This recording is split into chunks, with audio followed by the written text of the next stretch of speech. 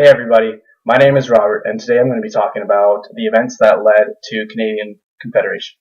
To do this briefly, I will go over what I think are the more prominent events that took place that give Canada its identity.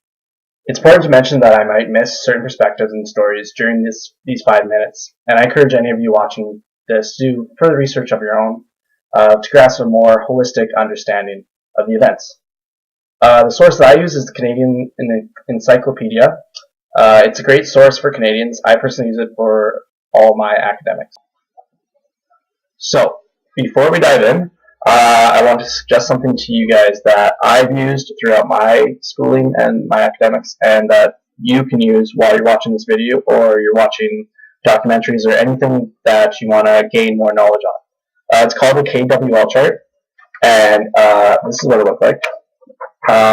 There's a K section where you jot down everything that you know about the subject before you go in. There's the W section where you put in what you want to know about the subject or the content that you're diving in on. And the L is what you have learned, and you fill that out after. So if you're going along with this video with your KWL chart, you can pause the video now, write down everything you know about Canadian Confederation, everything that you want to know about Canadian Confederation, and then you can have this on you while you're going through the video, and this will help you organize your ideas and what you have learned and what you want to keep with you from this video. Alright guys, now that we have our KWL charts ready in front of us, we can begin to talk about what Canadian Confederation actually was. A quick Google search will tell you that Canadian Confederation happened on July 1st, 1867, and that's when the Dominion of Canada was created. What happened is the connection between Upper Canada, Lower Canada, New Brunswick, and Nova Scotia. But other than this, what caused Confederation? Was Confederation of Canada inevitable? Hopefully by looking over more of the events that led to Confederation and led to 1867, will give us more of a narrative of what was actually going on at that time. To start, we must look at the dynamics of our neighbors to the south. Once a British colony, the now United States of America had fought for their independence and won in 1783. Those that were loyal to the British Empire fled the United States and found home in British colonies to the north. Tensions were high following the war, and many loyalists that lived in the United States were harassed, and so they sought refuge in the Canadian colonies. As you see in this map that I created, this would be a map similar to what the world looked like in 1783.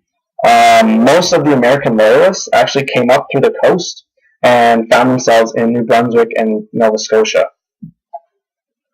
So ever since American loyalists moved up to Canada, there was this fear within the Canadians that the Americans may look to take revenge back on the British or the loyalists that once left them. And this was kind of realized during the War of 1812.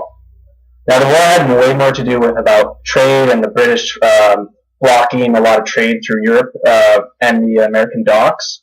But since the Americans saw that this was a great way to get at the British and that they didn't think there would be any resilience, especially in Lower Canada where a lot of American loyalists moved up to, they thought that this would be a great way to strike at the British Empire and retake all these, or just take over all these colonies. So ultimately, even though they were outnumbered, the Canadian colonies were able to fend off the Americans and even drive them back all the way to Washington. The way that the Canadians were able to do this was because they were prepared, and it was because they came together, First Nations, the Métis, the French, and the English, were able to create a coalition to fight back against the Americans. So we fast forward to the 1860s, the Americans just started their Civil War, and the Canadian government is failing. That means no one is able to get a majority coalition. Nothing is getting done in Parliament. So not only are the Canadians worried about another invasion from the south, but they're also worried that since their government is getting nothing done, that they might break out in the Civil War just like the Americans. So the British were also tired of war. Through their own European wars fighting the Americans, they were very reluctant to send any reinforcements to Canada if there was any sort of uprising from the Americans again.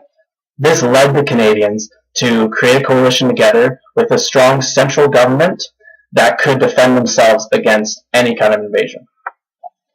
So that does it for my brief rundown of Canadian Confederation. I know it's very simplistic, and I only use kind of the lens of the Americans as well as the Canadians. There were a lot more events transpiring at that time that did lead to Confederation. This is just one look at it all.